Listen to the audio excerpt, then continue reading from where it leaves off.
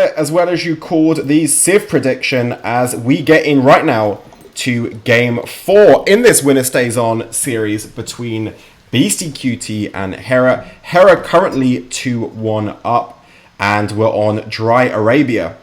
And we have spawning in blue on the east of the map. We've got Beastyqt playing as the Rus. And as we open up the map, spawning on the west of the map, we've got Hera in red, playing as the English. Now, GUA here, casting with me. We were saying just before hopping into this game that English not looking too bad on this map. We have seen so far in this series some pretty out-the-box attempts at play, especially with in the previous game. Can you just reiterate, what are you expecting to see in this game? How might... well, in particular, how might Hera playing the English look to counter the strengths of the Rus? Yeah, so there's a couple of different options as English here against Rus.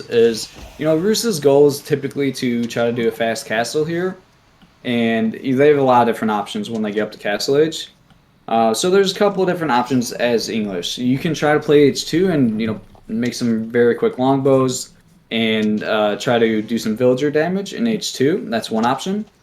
It can be very tough though, because if a player builds a wooden fortress in like the perfect location, and they still have all their villagers on top of their town center gathering from sheep and hunt, it can be very difficult to harass the Rus eco. So being aggressive in H2 is one option. Another option is the English player can try to build a fast second town center, or they can go to the fast castle themselves, aging up with the town center landmark, and then use English's strength in H3. I like to either go for a fast second TC or go for the fast castle as English.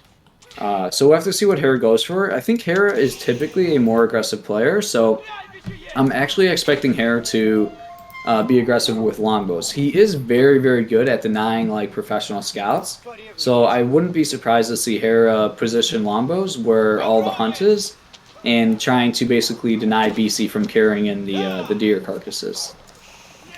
Now we see Beasties managed to pick up that wolf, but Hera had really nice positioning of these hunts right next to each other, so he's already managed to take out two entire herds there of deer. So that's pretty nice for him that they were clumped right together like that in terms of preventing Beastie's bounty. That being said, he's at 240, which is not too bad. Has he taken down the wolf yet?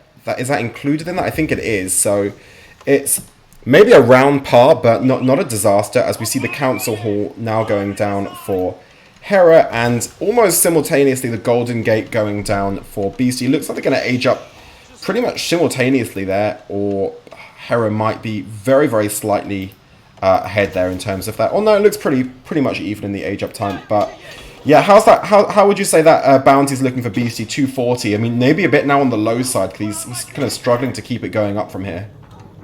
Yeah, I'd say definitely a little bit on the low side, and especially if you look at the sheep at both players' town center, Hera has a lot of sheep, so it looks like Hera won the sheep game quite heavily, which is actually really big. Yeah, as you were saying earlier, that was a really fortunate position of Hera's hunt, and the fact that that was his initial scouting pattern, he went that direction and kind of luckily immediately found the hunt, and there was a second patch right next to it. So yeah, that worked very well for Hera. And we do have some scouts harassing the stone mine, so it looks like Hera might actually be going for that fast second town center strategy. He's going to have to deal with these annoying scouts here. But, the scouts with their animation cancel, just ripping through villages very, very fast. He did. Looks like he did kill one of the sheeps there. That's kind of nice. It's not as bad for English as other civs, because Hera can use the English villagers to attack, to use their bow. And I'm a little bit surprised he hasn't done that yet, as this is actually a lot of scouts now in the stone mine. Yeah, it is pretty close to the TC, so yeah, Hera's kind of positioning his villagers in the perfect spot where they can gather the stone, and the TC can try to help out here a bit. Wow, that's one of those situations where what a huge difference 1 centimeter of screen space makes there. The difference between that corner of the stone mine being inside or outside the radius of that extremely powerful English town center, that's That's really huge. I mean, if that was just another, like, if that was here, you know, just outside, that would have been very, very problematic for Hera. But in the meantime, kind of minimal damage done. Yeah, that he did manage to take care of that sheep, which got his bounty up to 305, so that was pretty nice for him. But Hera's going to be able to collect the stone for that second town center relatively easier, and he's obviously going for a very boomy approach there, but nice age up time. He's going to get the second TC down pretty quick as well, which is going to be a really nice eco boost, and yeah, looking in a pretty strong position. Hera seems really, really on the ball, playing very, very clean. Yeah, as I was saying earlier, I really like this approach. Doing the fast second town centers English, I think is their best option. So yeah, Hera is aware, and now it looks like BC's gonna try to steal some of the hunts here. So we have some scouts fighting, but yeah, okay, BC. I was a little bit confused. BC has all of his scouts forward, but it feels like his scouts are out of position at the moment because, yeah, you can steal your opponent's hunt, but, you know, Hera's playing as English. He's not going to get professional scouts. So there's not really any urgency on stealing Hera's hunt because you can just do it later. And I think BC's making a little bit of a mistake here because if you look at his side of the map, he has all of his villagers gathering from berries right now, and all of BC's scouts have to carry all these carcasses all the way back to his town center. And what I think he should have done instead is he should have had at least like 1 or 2 scouts picking up the carcasses from his own hunt that is really close to his town center. And that would have meant that BC's villagers could have been gathering from the deer a little bit quicker rather than waiting for all these scouts to bring back these deer here. So it always feels a little bit rough when you see a Roost player having to like go onto berries. And, you know, sometimes they can stay onto the sheep until the first deer carcasses arrive, but BC got so few sheep that he already ran through all of his sheep, and he had to go to berries and wait until the deer finally arrives. So here we go. He is now going to start gathering from these deer carcasses, but yeah, not ideal kind of opening there for Beasty. Yeah, that was definitely seemed pretty slow there. And yeah, I wonder with if the Hera, berry, yeah. yeah, with the berry gather rate, you know, it's significantly slower. So, as Roost, you basically never want your villagers on berries here. But yeah, BC, he'll be okay here. He's now getting onto the hunts, but not super optimal. Could have been a little bit better in my opinion. But who am I to criticize BC? I mean, obviously he's an amazing player, and yeah, I mean he's still looking pretty good here. Let's take a look at Hera's base. So Hera does have the second town center up, and he does have 1 mill. He's also going for a wheelbarrow pretty early, which yeah, I think I like that. So I mean, of course, we know that the English have the bonus on their mills where they gather significantly quicker from their farms when they're in the radius of a mill. That being said, even by English standards, that's a very, very fast transition onto mills, isn't it? He's already got 13 villages on mills on the 8-minute mark, so very, very fast. I actually quite like that he's often, I think, a mistake you'll typically see is waiting for those sheep to deplete before getting onto the mill. So Hera's transitioned nice and early, got his eco in a good position, frees up some APM later in the game, so he's not going to have to transition in the middle of dealing with bigger issues. So that can be quite nice to see him do that, as we see another batch of deer carcasses from Beasty making their way across the map back home. So he's fortunately at least not going to have to go back onto using sheep anytime soon. And now we see the Abbey of the Trinity coming down for Beasty. He's going to get up to Castle Age very, very quickly. In fact, he's already up to Castle Age with the Abbey of the Trinity done very, very quickly. And so you've got different approaches taken by each player here, with Hera going for the second TC and Beastyqt going for that fast castle. And as you were saying, GU8, fast castle for the Russ opens up a whole range of possibilities. Yeah, yeah, exactly. And it looks like he is deciding to go with the archer ranges here for horse archers. And yeah, I actually really like BC's position. Like he's in Castle Age. He's not going to be making warrior monks. He's going to be able to get all these relics, even capture sacred sites. And Hera's now going to start aging, but it feels like his age up is pretty slow. As you were saying, you know, sometimes English obviously go on farms much sooner than other civilizations. as their farms are cheaper and better. But this age up is later than I would have liked for Hera, because one thing with the English is that their farms gather quicker with each age. So when you go up to age 3, you start gathering the farms even quicker. So you kind of want to go to age 3 as quick as possible, because that's just buffs your economy, where your villagers are gathering quicker on the farms, and you're also getting your second town center quicker. So this semi-FC from Hera, you know, I do like the second TC a lot, but I think he could have went up to age 3 a little bit sooner, would have been a little more ideal for me. But either way, he's going to be up to Castle Age, and he's decided to age up with the King's Palace, which is an interesting choice here. I'm not quite sure which one is the best option here, as Hera already had a second town center, but he decided to build the King's Palace, so now he's actually on 3 TCs, which he's going to be able to boom away very, very good. You know, however, he's not going to have too much defense. And I'm really curious to see how this game plays out, to be honest, because this is a matchup that I'm like exploring myself very much at the moment, and I'm not sure, you know, what would have been better. The White Tower would be a bit safer, but having 3 TCs is so good, and English is very good at defending anyways with their, you know, stronger town centers and the network of castles. So yeah, this is a very exciting match here.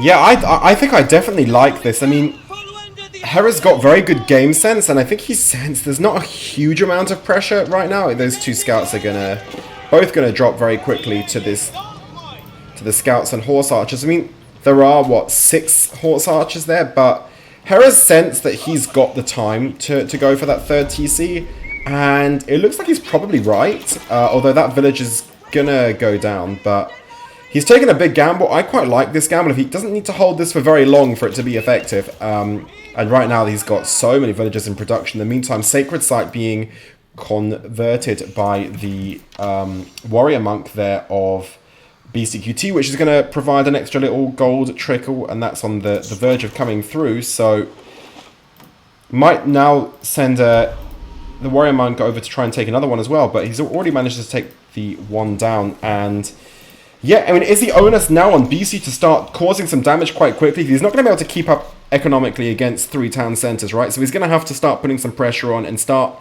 denting and causing some problems for Beastie, because if this continues for another 3 or 4 minutes unabated, there's going to be a huge economic gap. Yeah, Beastie is falling behind in the villager count, but he did build a second town center himself, so he's trying to even it up a little bit, and he's going to be able to get 5 relics and 3 sacred sites, which is a lot of economy in and of itself. And we don't see any walls from Hera yet, which I'm a little bit surprised. Yeah, walls seem to be like, they're just really good as English, because, you know, you kind of like longbows behind walls. It can help prevent you from getting raided. And Rus, their army composition in H3 is so good at raiding. Like the horse archers, if they just sneak into your economy and it goes unnoticed for, I don't know, 5-10 seconds or however long, you can lose vills very, very quickly to Rus. So Hera's economy is very compact, where all of his villagers are, you know, very close to the town centers. But I hope to see him start adding in walls here, as I think it would be quite good. And it looks like Hera is going to be going for longbows and knights, as he's dropping 3 stables here. Yeah, and as you called correctly, that second sacred site is going up, and yeah, it's a really interesting matchup, isn't it? This this Brits Rust, because it's the British base power against the Rus map control. I mean, Hera just doesn't have an inch of map outside of his base, but that British base can be compact and still just, I mean, just look at how quick they're taking down those horse archers. They just can't get anywhere close to the English base. It's so incredibly strong. So it's both civs playing to their strength here, with the Rus trying to take the map, and Hera just, yeah, keeping things compact. Very, very strong home economy. We could take a little look at the villager count. 73 villagers there for Hera against 55 for Beastie. Of course, like you said, Beastie's got those the economic advantage there from the sacred sites and the relics, but at least one of the sacred sites is going to come back. I don't think this win objective is going to be too important. I can't see these lasting for 5 seconds, never mind 5 minutes. as another raid comes in at the back of Hera's base here. But every time he comes in for these raids, so many units just get lost to that English town center. We just saw 2 or maybe even 3 horse archers go down that time. And in the meantime, yeah, he's going to manage to pretty easily neutralize that sacred site, which at this point in the game is more about preventing the gold trickle than it is about preventing the win, of course, as we see more horse archers go down there. And Beasty's doing a good job of putting on some pressure, but it's just incredibly difficult. Yeah, he's trying to idle those villagers and keep them off of the farms, but I think he was losing a little bit too many horse archers for that. And, you know, now he kind of recognizes this, so he's going to try to back off. Hera doing a really good job pursuing and getting a couple more extra shots in with the longbows there.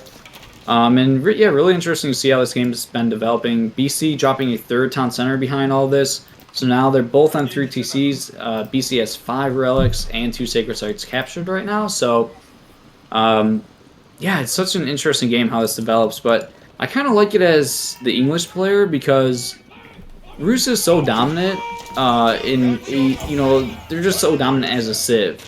But how this game's developed, it's just like progressing to the late game, and I would much rather be in that position as like English than losing to like Rus's like early age 3 timing. So this kind of gives you a better chance, I feel like, it's English if it goes to the late game like this. Yeah, in the meantime, Hera did a really good job there. He picked off so many units with those longbows, like 4 or 5 horse archers with those very well positioned. He's also going to neutralize the 2nd sacred site there. He's trying to also neutralize the 3rd sacred site. This one's not going to... Oh, he just managed to... He's actually neutralized all 3 sacred sites in like a second. So that's going to be... One knight manages to... he is unfortunately going to die for the cause, but he did manage to neutralize that sacred site. So it's going to cost him some time of that gold income there. And that knight, as he burrows his way forlornly into the Beastie's base, where I believe he will meet his... demise. Yeah, he's drawing all of BC's army away, though, which, you know, is a pretty big deal. But yeah, here we go. BC does find Hera's villagers on the gold mine, and this is what I was talking about, with no walls at all for Hera. He's deciding to throw down some towers here. They're coming a little bit late, as now BC's just targeting the villagers, very smart. Instead of targeting the knight, they're trying to just kill as many builds as he can before these towers get up. Yeah, that was 4, I think, 4 villagers lost. That's pretty significant there. He does manage to finally get the towers up, but you could question how much the 4 villagers really matter to Hera right now. He's got villagers on auto build, and now he's going to come in and put some pressure on. Yeah, big engagement here. The 1 mangonel is so key here. Gonna really push Hera back. You know, without that 1 mangonel, Hera might have felt much more comfortable pushing to BC's base, but that single mangonel is a very large threat to all these longbow, and Hera's still going to try to pursue this, but he is now using the spread formation, which is very nice, but I think BC just backs into his town center, and he's going to be okay here.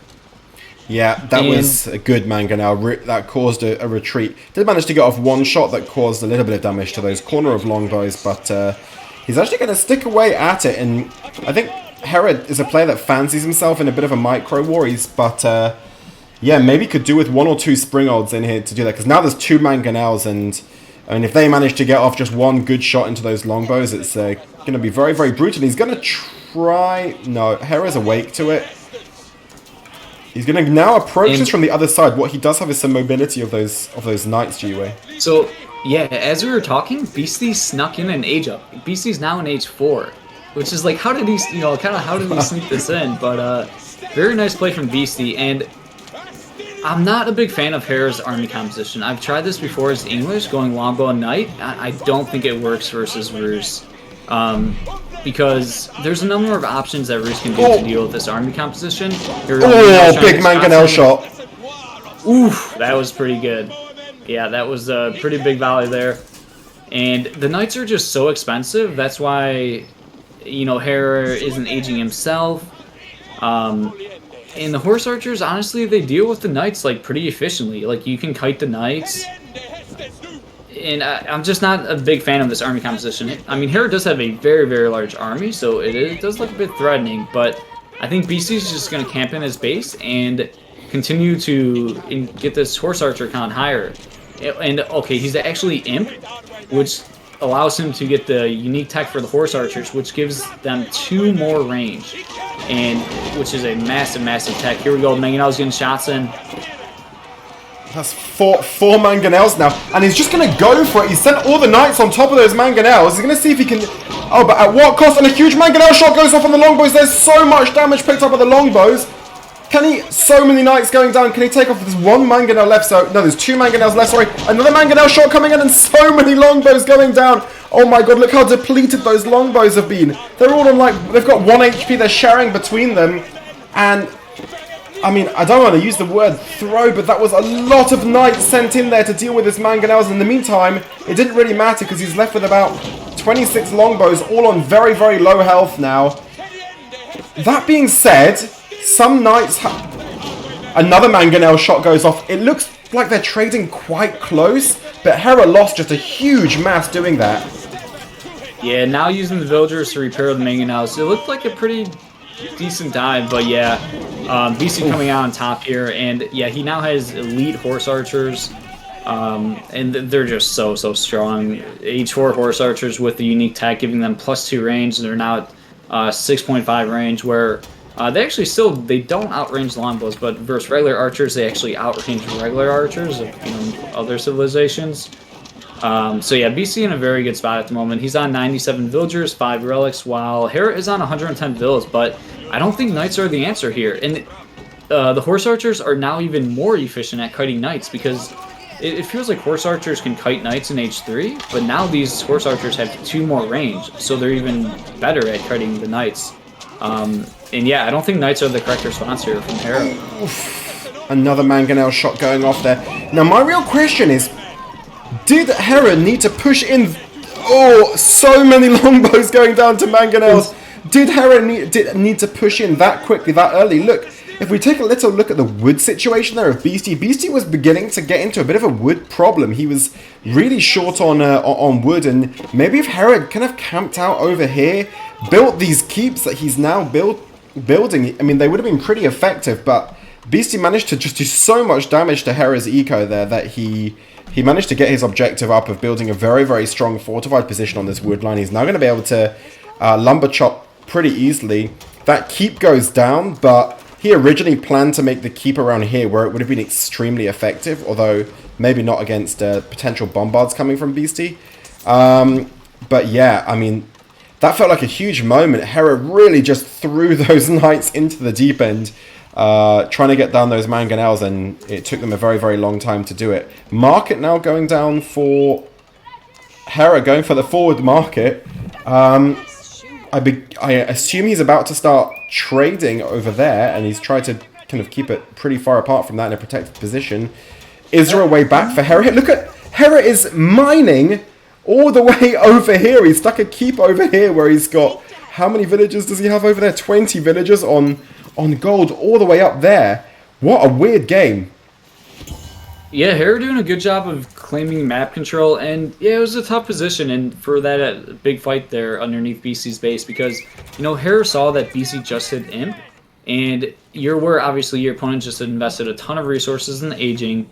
They also might not have their Imp techs yet, so Hera, he wanted to try to punish that timing, and he wanted to try to push Beastyqt's base before the Imp techs come in, before he gets a larger mass, but yeah, it didn't quite work out, and here we go, now Beastyqt with a bombard attacking this keep, and wow, that's a lot of mangonels, and it's tough position because Rus have a unique tech in the H4 landmark that gives their springolds plus 1.5 range, so it never feels like when you're an opponent against Rus, it doesn't really feel like going springolds is a good response to mangonels, because the Rus player can then train their own springolds, which will outrange your springolds. So it's very tough dealing with Rus in H4, especially when it comes to the Siege War. And incendiary arrows now and these horse archers are just very, very strong, becoming the maxed out version. Biology also coming in, so these horse archers will soon be as upgraded as they can be. And it's going to be quite difficult to deal with this Rus H4 comp. Yeah, this is a style of play that Beastyqt has used a lot in tournaments. I saw him do it, I think, against, gonna say, Doubt in the Winter Series, and he's so good at it. This wall creep which I think I've seen from you a bit, GUA, playing yourself. This very, very effective style of play where you just keep creeping forward, build a new wall. It's very like reminiscent of kind of a World War One and Two, kind of this like trench warfare where you just keep advancing like a tiny bit of the map, building a trench, creep, build trench. In the meantime, these villagers are now absolutely in no man's land. They're going to build a lumber camp on this random bit of wood with nothing to protect them, and as soon as these get scouted, they're going to go down. And I mean, Hera just looks like he's in a world of trouble right now. Yeah, Hera did get it to imp himself here, and yeah, I do really like these walls. Oh wait, Hera with the knights. Look at the gold mine of Beasty. Oh, but has he where scouted? those knights snuck through? Has he? He's not seen it. Oh my god, he's just missed it. He's gonna go onto the wood line though. Oh my god, Mangonels might just wreck these knights. Oh my god. Oh, so many went down. And now he's found these villagers, but they're the wrong ones. There were so many villagers completely exposed. He's going to be like... I mean, he's basically aborting this raid. And in the meantime, these villagers have been discovered and they're just being picked off by just 2 elite horse archers, one by one. Almost all of these knights now going down. Yeah. Oh. And it feels really hard to raid Rus. Like, that's why another reason why knights don't feel like the correct unit against Rus here, because the horse archers can catch knight raids just so easily, and it's of course it's a good idea to try to raid your opponent, but you know, Hera just ended up losing like 20 knights, and maybe he killed 2 villagers. It's just so hard to get good raids against Rus because the horse archers will catch your knights and they can clean them so quickly. So yeah, I mean, Hera is an H4. He does have enclosures, which is a very, very good tech for English. It's an interesting situation where English is an extremely good civ in H4, but Rus is also extremely good in H4. So it's weird. Like, do you want the game to progress to H4 or do you not? A lot of times as English you do, but you're playing against Rus, and that changes things. You know, I don't think you want the game to go H4 when against Rus. So yeah, Rus is just very strong at many different stages of the game. And now, let's yeah, get a build count. Hera's down, yeah, 3, like, he's down in points, he's down maybe in terms of map control, but 122 villages, he's also an Imperial.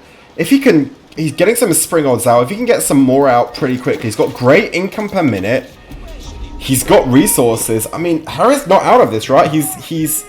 It looks bad, but, I mean, as long as you've got 120 villages, you're alive.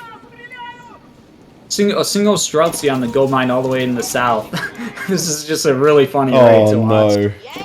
If Hera sees this, he can just clean that one Streltsy up with the villas. But okay, wait, just shoot him! Shoot him with the bow. You don't need him. He's not realized it's. He's just seen the alert and he's just seen the attack alert and put down that.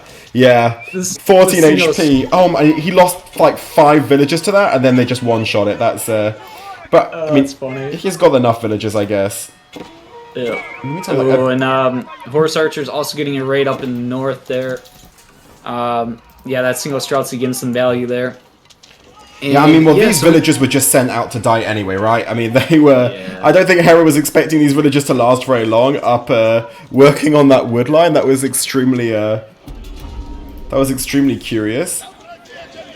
Yeah, so this is an interesting response from Hera. Going the Spring Elves, you know, he's going longbow Spring Elves, which, yeah, it seems good, but I don't know what English does here in H4, honestly. When both players are Imp, I don't know what the correct response is from English, and this doesn't really feel like the correct response because he's aware that BC has a lot of Mangonels, a lot of siege. So yeah, like you would think, okay, going Spring Elves is the correct choice. But BC has the high armory landmark, which has a unique tech that gives his Spring Elves plus 1.5 tiles range, which means that the Rus Spring Elves can get up to 13.5 range, and the English Spring Elves can only get up to 12 range. So you don't really want it to turn into a siege war because with good control, BC can just snipe your Spring Elves without the English Spring Elves being able to attack. So it's going to be very tough for Hera here, but we'll have to see how these fights play out, and a lot of horse archers going down to the south to just clean up all these villagers here. Yeah, and they do manage to do that. Hera village count down to only 109. And yeah, I think Hera's presence up in this in the northern corner of the map is being drawn to an end. But now these elite longbowmen come in, they do manage to clean up the attack, and suddenly this has turned into like a real long game situation, which we might not have expected to see on Dry Arabia. This turned into a long Imperial match. I mean, I think if we'd said, what's the chance that Russ English on Dry Arabia turns like into an Imperial half-hour match, wasn't a sure thing. But now, again, I don't know if Beasty even noticed all of those horse archers just being picked off there by longbows.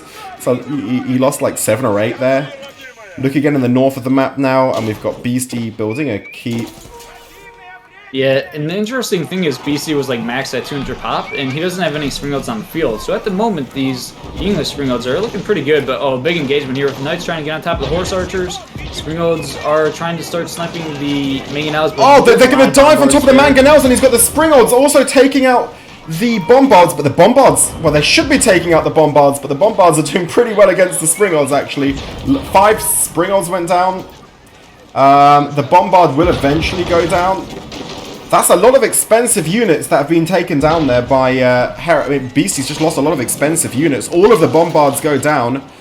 The mangonels don't get off too many shots, but all of the springles go down too, and that was like a bit of a siege off where they both lost a lot of siege there. In the end, a number of mangonels do survive there from Beasty, together with a couple of springles. Whereas Hera's going to need to wait a second because he's totally out, but they've both got, well, look at the resource difference there. That 3,000 gold is pretty important for Beasty. Hera's not got any gold to work with, and Beasty's got 4,000 gold. If we take a little look at the income per minute, and Beasty's got double the gold production of Hera. Is that what's going to win this game right now? That feels pretty big. I mean, Hera's going to need to find a way to keep up with that gold production. Yeah, it depends what army composition Hera goes for. He could go for a very food-heavy army comp, you know, potentially go for the man-at-arms. And you do get a fair amount of gold with the enclosure tech, which, you know, is very good tech for the English in H4. The interesting thing about that fight is that BC was maxed at 200 pop, and he had a very strong army, but he wasn't able to train any additional springles because he was just at 200 pop. But that fight kind of like was an even fight, and it cleared the populations for both players. And now this allows BC to get those 13.5 springles that I was talking about earlier. And now it just feels like every siege war is going to be nearly impossible for Hera when, you know, if his springloads are just getting outranged by 1.5 tiles. I'm not sure how Hera is going to try to play a siege war here. He does have 1 bombard attacking the keep here. But yeah, Beasty is going to start approaching here. He does have a bombard of himself and 4 of these springloads. So the springloads are, you know, outranging the bombard and the additional springloads here, forcing Hera to retreat.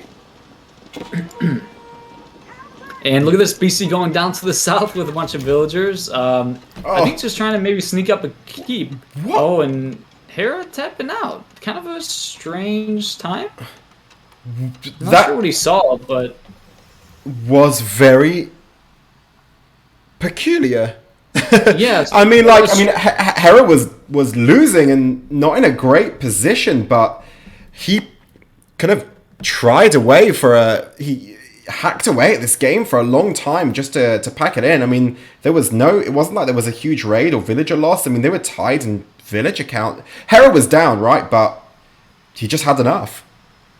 Yeah, a little bit of a strange resign there. I don't think he dropped or anything. I think he saw, like, he was trying to push the keep in the middle of the map, and he then saw the siege from the Roost player move forward, and I think he was realizing, okay, well, now he has springloads that outrange my springloads, and I'm just not going to be able to do anything with siege.